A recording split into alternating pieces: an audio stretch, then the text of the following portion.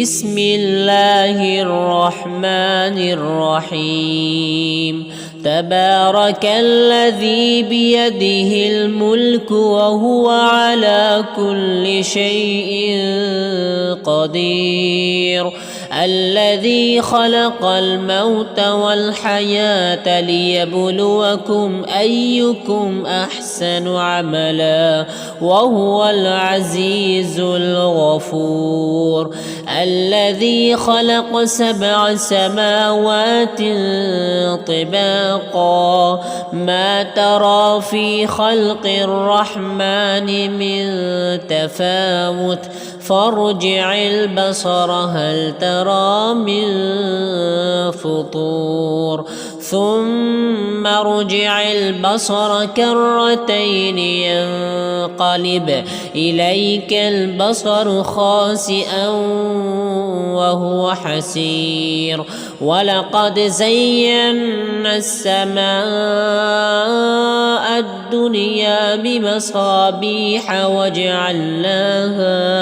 وجعلناها رجوما للشياطين وأعتدنا لهم عذاب السعير وللذين كفروا بربهم عذاب جهنم وبئس المصير إذا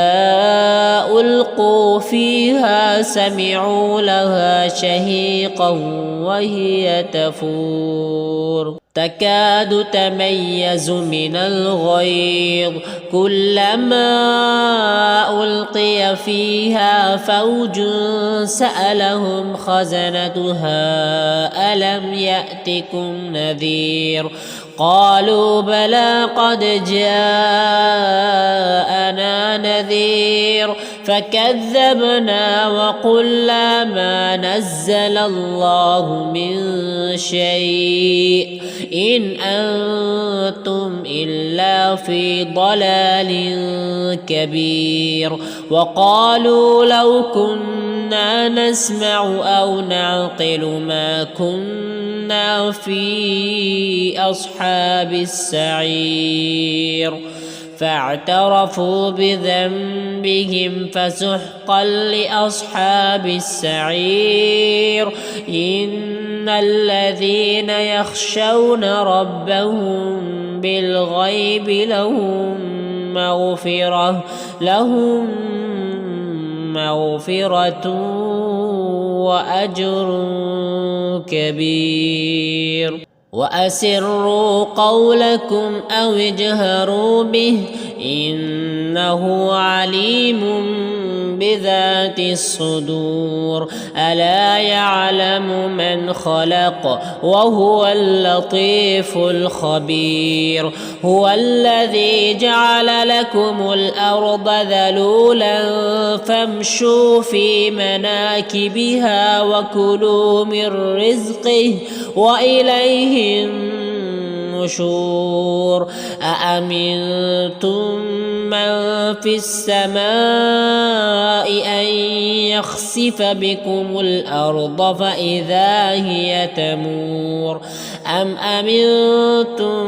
من في السماء أن يرسل عليكم حاصبا فستعلمون كيف نذير ولقد كذب الذين من قبلهم فكيف كان نكير أولم يروا إلى الطير فوقهم صافات ويقبضن ما يمسكهن إلا الرحمن إنه بكل شيء بصير أمن هذا الذي هو جند لكم ينصركم من دون الرحمن إن الكافرون إلا في غرور أمن هذا الذي يرزقكم إن أمسك رزقه بل لجوا في عتو ونفور أفمن يمشي مكبا على وجهه أهدى أمن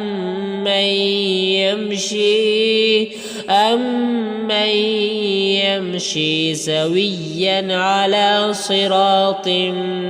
مستقيم قل هو الذي أنشأكم وجعل لكم السمع والأبصار والأفئدة قليلا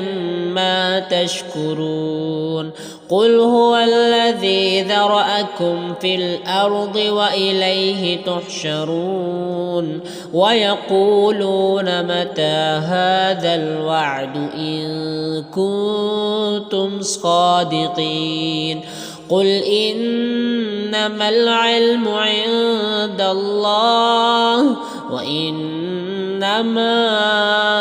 أنا نذير مبين فلما رأوه زلفة سيئت وجوه الذين كفروا وقيل هذا الذي كنتم به تدعون قل أرأيتم إن أهلكني الله ومن معي أو رحمنا فمن يجير الكافرين من عذاب أليم قل هو الرحمن آمنا به وعليه توكلنا فستعلمون من هو في ضلال مبين قل أرأيتم إن أصبح ماؤكم غورا فمن يأتيكم بماء